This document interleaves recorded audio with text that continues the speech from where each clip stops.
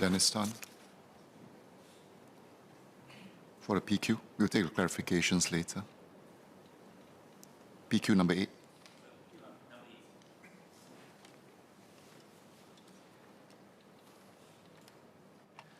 Mr. Speaker, may I take question number 8, 9, 10, and question for written answer, question 10 on today's order paper.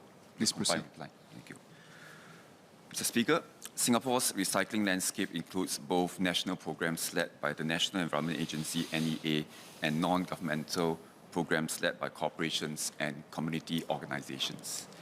Under the National Recycling Program, public waste collectors licensed by NEA are required to send collected recyclables to licensed materials recovering facilities for sorting, processing, and recycling.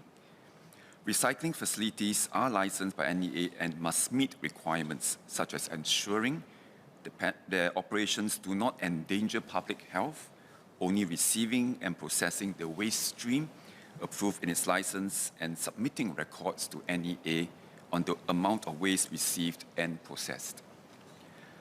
Under the Extended Producer Responsibility Scheme for e-waste, NEA requires the scheme operator to send the collected e-waste for proper treatment at licensed e-waste recycling facilities.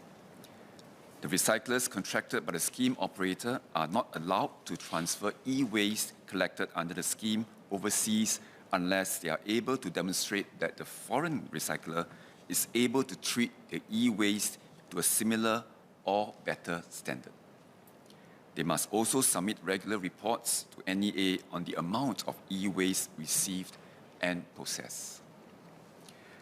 Under the Basel Convention on the Control of Transboundary Movement of Hazardous Waste and their Disposal, which Singapore is a party to, it is illegal to export hazardous and other waste as defined by the Basel Convention without prior informed consent from the state of import or transit. Relevant permits are also required from NEA under the Hazardous Waste Control of Export, Import and Transit Act. For the export of recyclables that are not covered by the Basel Convention, such as sorted streams of ferrous, non-ferrous metals, and textiles, companies would have to adhere to the relevant domestic regulations of the importing countries.